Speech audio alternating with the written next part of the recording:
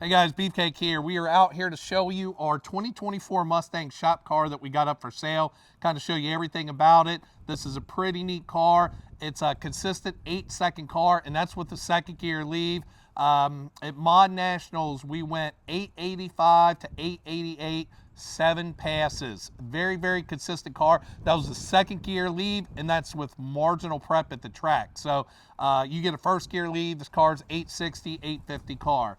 Basically what we have here is 2024 Mustang GT. It's got 5,222 miles on it. I'm going to show you some of the exterior mods.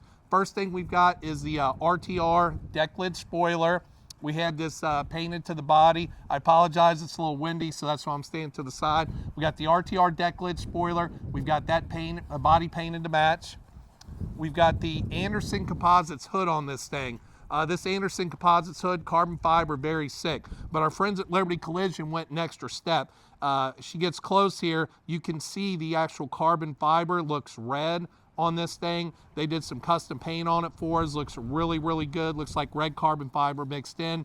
We added hood pins on the car. For the wheels, on the rear, we've got 17x10 Vitesse, single beadlock, all polished, look really, really good. Weld racing. On the front, we've got the 17x4.5 Vitesse wheel, the all bolted finish. The reason we can get 17s on the front of this, we did a Aerospace Pro Street brake kit, which is their heavier duty brake kit on the front and the rear of this vehicle. In addition, we added the Aerospace billet hubs on the front. They're lightweight billet hub.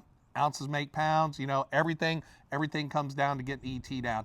This car weighs 3,630 pounds without driver. At the heart of the car, we've got obviously the Coyote engine. It's got a polished 3.0 Whipple supercharger. On this supercharger, we did the 120 millimeter throttle body upgrade. We did a Whipple 10 rib kit on it with a 20% overdrive balancer. We got a 3.25 upper pulley. We also did a Whipple's alternator relocation kit, and we also did an MFP crank support. Just on the blower, you're looking at almost a $15,000 kit on this supercharger all by itself. VMP sent us one of their carbon fiber intakes. As you can see, we did it in a custom, got a little dust, but we got the custom red carbon fiber finish on it as well. We also have a FI interchiller, stage 2 interchiller system, which uses your car's AC system to chill the supercharger fluid. Again, we ran consistent passes at Mod Nationals between 78, 88 degree heat, 0.04 of a second, consistent. That's because the interchiller keeps the temperatures perfect. 5 to 7 minutes before you run, you let the car start, it cools those fluids down, that's all you need. Because of the interchiller, we couldn't do the Whipple competition air boxes, so we wanted it to still look a little cool, so we opted for the Roush lids to come on their cold air intake. We just bought one of their cold air intakes, slapped the lids on, looks really, really nice. You can see we've got a Titan battery. It's a lithium battery. It looks like a full-size battery, but that battery only weighs about 7.5 pounds. We do have the cover there, but since we're not driving the car, since we got it up for sale, we pulled the cover off because we're keeping a battery charger on it. For the fuel system on this thing, it has a KPM 2700 fuel system, which is pretty sick. It basically gives you dual 540 Bosch pumps on each side, passenger and driver. So we got 4 Bosch pumps in this thing. They have a really kick-ass PWM controller. The way it works is when your injectors get to 95% duty cycle, the second hat kicks on, turns your other 2 pumps on. They'll stay on until you drop below 85% duty cycle. That way, you're not kicking on and off all the time with your fuel system, which is really, really nice. Now, some extra things we did that a lot of people don't do.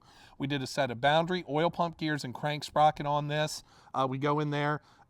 We also, because we were going to be doing a higher amount of boost, run about 20 pounds of boost, we wanted to do head studs. Since the heads were going to be off of the car anyway, we sent them to our friends at Airflow Solutions, Brett Barber and the guys. They did one of their CNC ports on the head and added a set of GSC valve springs. Then we used a set of GT500 head gaskets and put everything back together. So you're getting a lot more than what you see here. Now that's just in the engine. all the supporting mods so that you can push and make. We're probably making 1100 horsepower. It is a stock engine, but you got oil pump gears, crank sprockets, head studs, better head gaskets, head porting. So you got a lot of stuff, a lot of features on this thing. For the injectors, you got FIC 1440cc injectors as well. So you got a great set of injectors. And then we did add the UPR dual breather setup on both sides. So we've got a dual catch can setup on this thing. We use UPR for everything when it comes to the catch cans. They do a great job. As far as exhaust, the car has a set of LTH long tube headers, 1 7/8 with their tight coating on it. Looks really, really good. Keeps them looking real nice, but the most important thing is the power. We paired those with an MRT catback. It is a non-active catback. However, this car does have an active exhaust. We do have a Stainless Works Legend Series catback. If you prefer to have the active catback, we can switch that out if you buy this car. So we can do either catback on it. But it sounds amazing. I just like the sound all the time, so that's why we opted for the MRT with the non-active, but that's personal choice. It's up to you. Transmission. Brian at Finish Line Performance, he does all of our 10 speeds, starts off with a Suncoast Category 2 kit. He does some extra things to really beef these transmissions up so they can hold the power. Same thing we were running on our 1500 horsepower 2015 and 2018 Mustang. We also added a Suncoast converter. You know, you're going to make this power, you want a better converter than that stock converter. We've got the carbon fiber drive shaft. From DSS, we've got a set of gforce upgraded axles in the rear. We actually pulled the whole cradle out. We did a set of gforce aerospace diff and cradle bushings on this thing. You got a day's labor just on these bushings on this thing, but it rides great. It plants the tires good, you know, consistent. Like, you know, with second gear leave, we're going 130 60 foots, 129 60 foots, and that's with the second gear leave. First gear leave, this thing's going to be low 12 60 foots. We've got the UPR adjustable camber arms in the rear. We've got the Steeda braces. We've got a BMRK member on the front. Viking double adjustable Crusader rear shocks and a full Viking coilover kit on the front. I mean, I just, you know, every time I start going through the car, there's always more stuff I forget about that we got on here.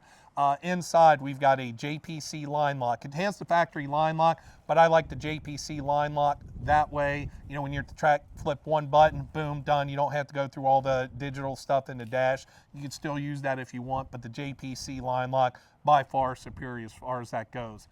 On the interior, we did a set of Kirkey seats with the Kirkey Fat House mounts, Fat House Fabrication. They make those badass billet mounts. And we also did a rear seat delete. Now, when you buy this car, you get the stock rear seats and you get the stock front seats. So if you don't want to run the Kirkeys or do any of that stuff, you get all that stuff with the vehicle. So you get the stock seats, you get the front and the rear. In addition, on the wheels, this is our drag pack, but we have a set of ADV1 wheels, 20 by 10.5 rear, 20 by 9.5 front that you're going to get with this too. So you get a full street pack of wheels and a full drag pack of wheels. I think that's most of the modifications. I may have missed a couple things, but the last thing I want to do is start this thing up for you, let you hear it, and then I'll show you a few clips of it at the track.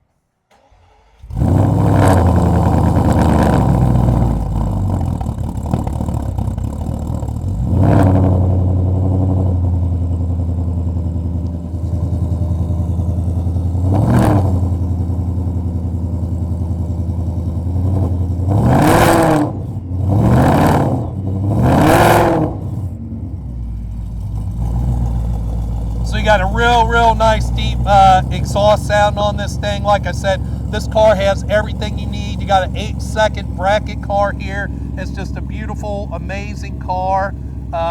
You know, we're asking $69,900 on this car. I think that's a steal. I priced out the parts and labor if we were to do this for you as a customer, and you're just over $60,000, and that doesn't count the car itself. So I'm going to show you a few video clips of it at the track.